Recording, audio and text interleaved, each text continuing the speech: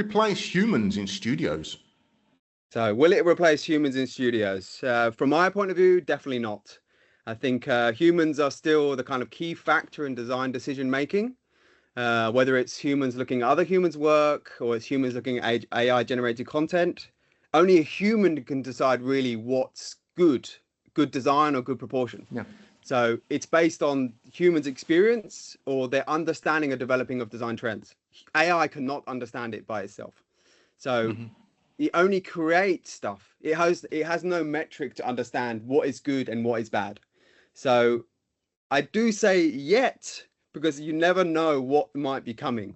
But I still think that human endeavor for understanding what is good design is the true meaning of what is the right choice to make within design. So that cannot be really quantified by an algorithm or a digital footprint.